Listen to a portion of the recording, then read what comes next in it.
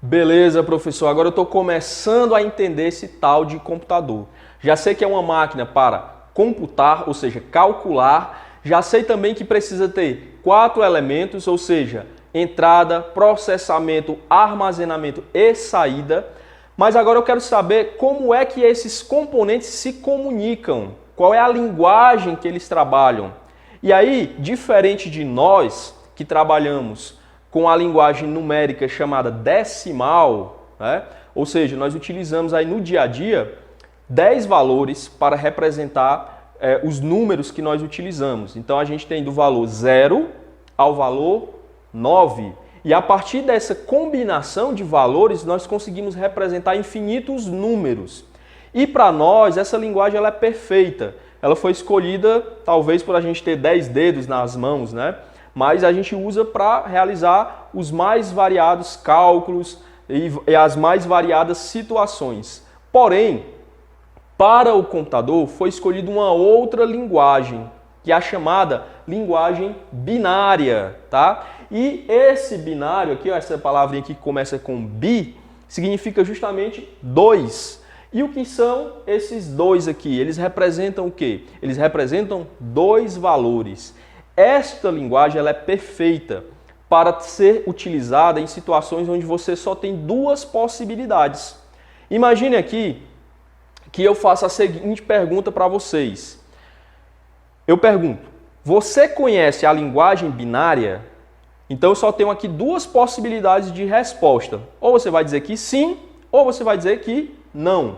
Então, essa situação é um exemplo de uma situação binária. Ok? Ou eu tenho sim, ou eu tenho não. Vamos pensar aqui em outra situação.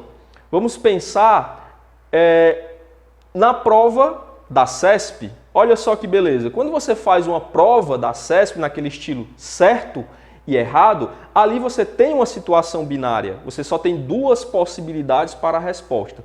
Ou aquela questão está certa, ou ela está errada. Professor, me dê mais exemplos aí que eu quero entender melhor esse negócio.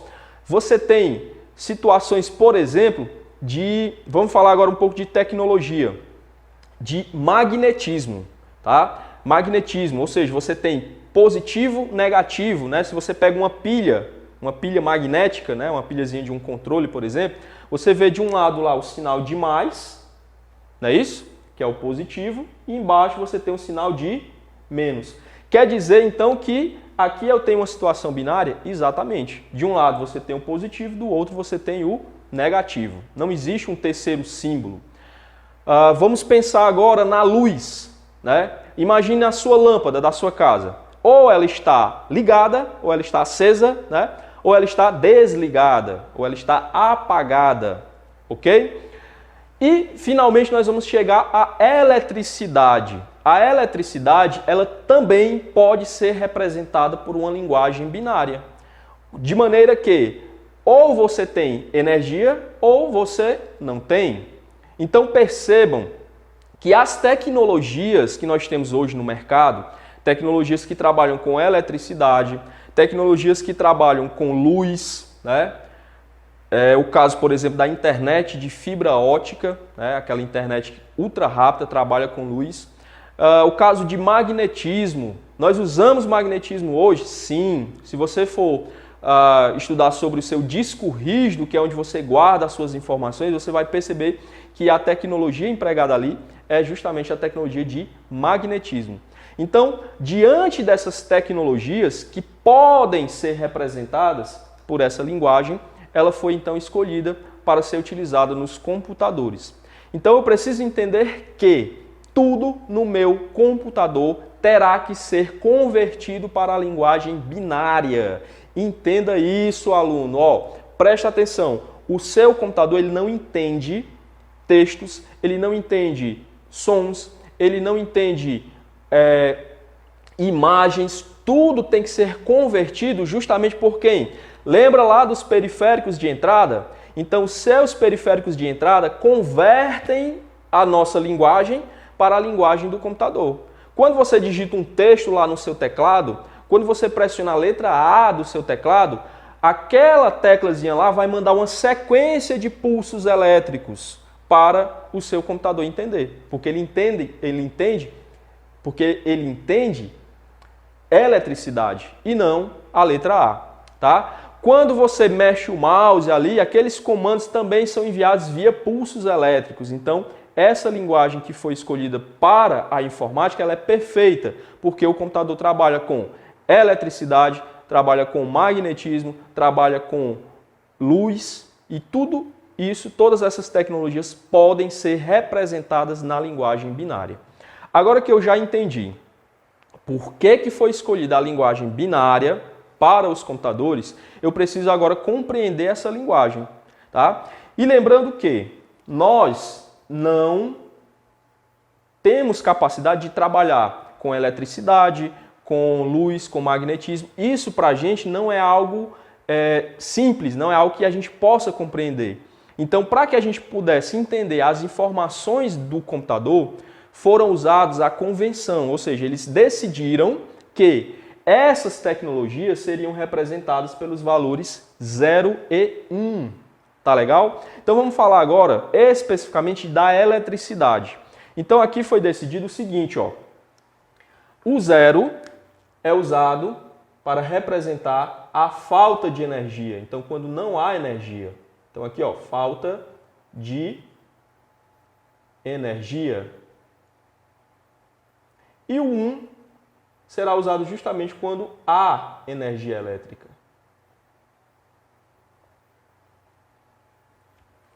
Beleza? Então essa daqui é a nossa convenção.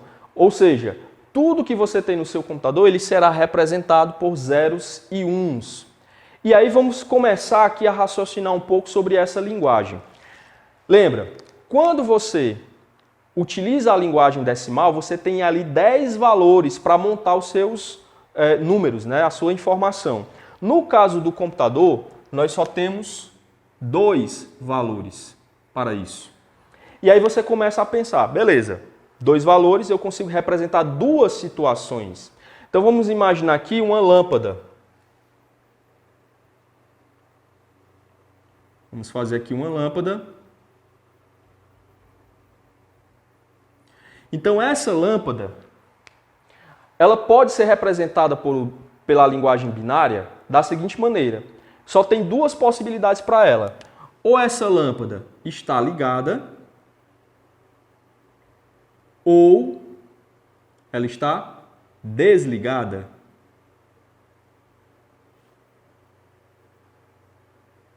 Está aqui ela ligada, ou então desligada. Agora, vamos pensar na seguinte situação. Ao invés de uma lâmpada, eu tenho agora 2 lâmpadas.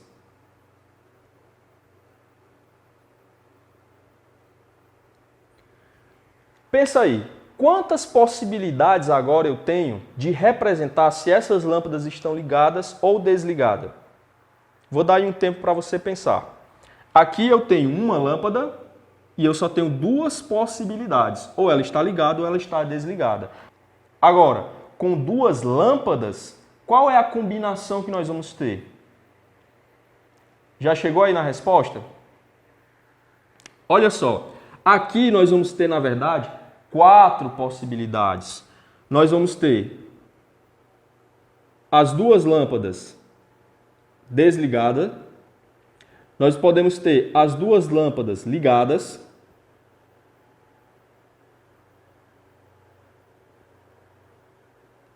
Nós podemos ter ainda a primeira lâmpada ligada e a segunda desligada.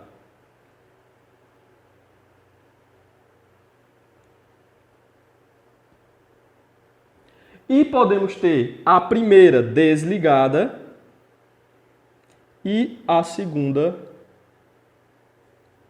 ligada. Então, com 2 lâmpadas, perceba que as nossas possibilidades elas aumentaram. Agora nós temos 4 situações que podem ser representadas. Se eu adicionar mais uma lâmpada, 3, quantas possibilidades eu terei agora? Dá para calcular? Professor, como é que eu chego nessa quantidade de lâmpadas ligadas e desligadas? Como é que eu encontro essas possibilidades? Muito simples, tá? E isso é a base da nossa linguagem binária. Quando você tem apenas um valor, quando você tem apenas um valor, nós podemos ter duas situações, porque este valor pode ser um 0 ou ele pode ser um 1, não é isso? E cada um desses valores aqui, ó, nós vamos chamar de bit, ok? Essa palavrinha aqui você vai encontrar muito na informática. Então, bit, na verdade, é o valor que pode ser 0 ou pode ser 1. Tá legal? Então, se eu tenho apenas um bit, que equivaleria a uma lâmpada, eu tenho quantas possibilidades para esse bit? Duas, porque eu posso ter ele como 0 ou eu posso ter ele como 1. Beleza, professor, já entendi então. Então, quando eu tenho um bit apenas, eu consigo ter duas possibilidades para esse bit. Exatamente, porque esse bit pode ser o valor 0 ou ele pode ainda ser o valor 1. Agora, quando eu tenho 2 bits, quantas possibilidades eu tenho? 4, não é isso? Exatamente esse cenário aqui das lâmpadas. Então eu poderia ter, ó, lembra, aqui a lâmpada desligada representa o 0, porque não tem energia. A lâmpada ligada representa o 1 quando há energia. Então eu poderia ter assim, ó, 0, 0, 1, 1, 1, 0 e 0, 1. Então, pessoal, quanto mais bits, ou seja, quanto mais lâmpadas você tiver, maior a quantidade de combinações possíveis, porque você consegue, se eu colocar aqui, por exemplo, 3 lâmpadas, eu consigo agora fazer organizações diferentes entre elas. Eu teria 3 lâmpadas, as 3 desligadas, as 3 ligadas, a primeira ligada, as 2 seguintes desligadas. Eu teria a primeira e a segunda ligada e a terceira desligada. Então percebam que me dá mais possibilidades. E é essa a ideia. O computador, como ele trabalha só com zeros e uns, ele vai precisar de grandes quantidades de bits, ou seja, grandes quantidades de zeros e uns, para poder representar as informações. Porque as informações não vão caber só com um bit. Porque eu só teria condição de representar 2 informações. Em sistemas extremamente simples, isso resolve. Se eu tivesse aí um computador que tivesse como função apenas ligar e desligar uma lâmpada, perfeito. Mas a partir do momento que você tem informações mais complexas, você precisa de um maior número de bits para poder representar essas informações. E como é que eu calculo a quantidade de bits para poder representar as informações no meu computador? Essa é uma conta muito simples. Vamos fazer ela aqui, ó. Lembra que a linguagem binária, ela tem como referência o valor 2. É a nossa base, tá?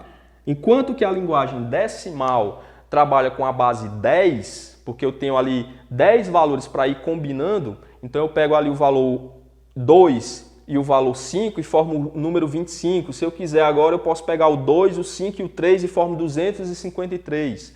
No caso da binária, nós só vamos ter zeros e uns, somente 2 valores. Então, a base da nossa linguagem é a base binária, base 2.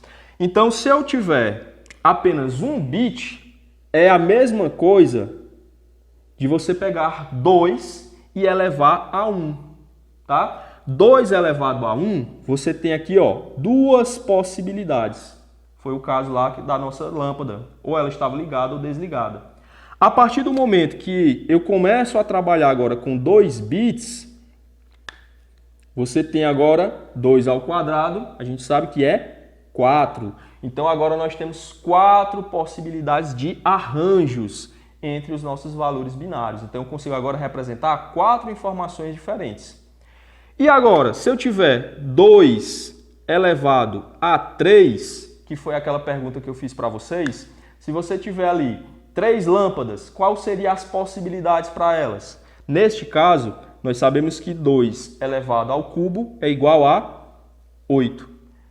Então, à medida que você vai aumentando a quantidade de bits, você vai também aumentando as possibilidades de representação dos valores. No final, pessoal, nosso computador vai ser formado por uma sequência de zeros e bits. Tá? As informações do seu computador vai ser representado por um conjunto de zeros e bits. Então aqui você vai, ó, seguindo, ó, 2 elevado a 4, agora vai me dar 16 possibilidades. E se eu agora aumentar a quantidade para 5 bits, 2 elevado a 5, vou ter agora 32 combinações. 2 elevado a 6, terei agora 64 combinações. É como se eu pudesse agora organizar as lâmpadas com 6 lâmpadas em 64 sequências diferentes entre ligado e desligado. Continuando, ó, 2 elevado a 7, eu vou ter agora 128. 2 elevado a 8, se você multiplicar 2 vezes 2 vezes 2 vezes 2, você vai encontrar, né, isso 8 vezes, você vai encontrar o valor de 256. E assim por diante. À medida que a gente vai aumentando a quantidade de bits, aumenta também a capacidade de representar mais informações. Eu parei aqui pelo seguinte motivo. 2 elevado a 8 me dá 256 combinações. E este valor ele é suficiente para representar o nosso alfabeto, mais os valores numéricos que eu tenho, de 0 a 10, mais alguns símbolos, como símbolo de exclamação, acentos, ou seja, se você usar uma quantidade de 8 bits, você consegue representar todas as teclas do seu teclado. Por isso que essa quantidade ela foi usada para representar os valores que nós temos lá no teclado. Porque ela é suficiente, ela me dá 256 combinações. Significa dizer que eu posso ter a letra A transformada em um valor binário, ou seja, em uma sequência de zeros e uns, como essa aqui, ó.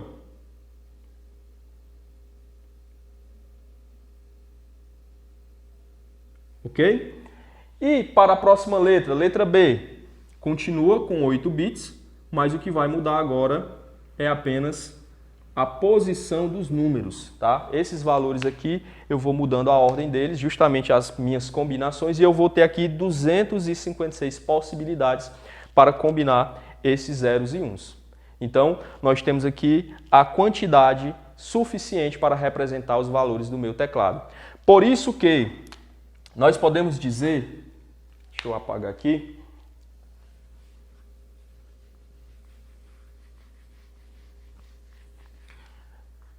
convencionou-se na informática a dizer que 8 bits é igual a uma palavrinha que nós conhecemos já dos dispositivos, não é isso? Nós temos aqui 8 bits igual a 1 byte, tá? Ou ainda eu posso dizer que 8 bits é igual a 1 caractere. Justamente um símbolo, uma letra ou um número lá do meu teclado. Então eu passo agora a entender que quando você encontrar a palavra byte, ali está dizendo que você tem, na verdade, um conjunto de 8 bits, que são 8 zeros e uns, tá? E esses zeros e uns vão estar organizados para representar essas informações. A partir dessa ideia, nós começamos a entender o que é que significa aquelas siglas, aqueles valores que aparecem lá, por exemplo, no seu pendrive, quando você compra um CD, um DVD, né? Se você compra lá um CD, vai estar lá 700 megabytes. Então ali ele está dizendo a quantidade de bytes ou ainda a quantidade de bits que você tem no seu computador. No final das contas, nós usamos esses termos aqui para representar as unidades de armazenamento.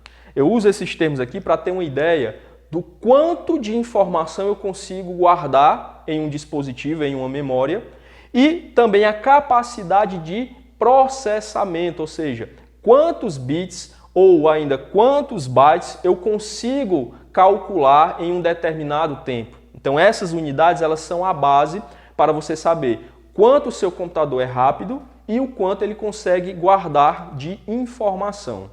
Beleza? Então agora a gente vai começar a estudar sobre as unidades de armazenamento. Vamos entender aqui que o computador ele não trabalha apenas com 8 bits ou apenas com 1 byte. Ele vai trabalhar com um volume muito maior. E esses volumes maiores, nós teremos nomes que serão utilizados para identificar essas grandezas.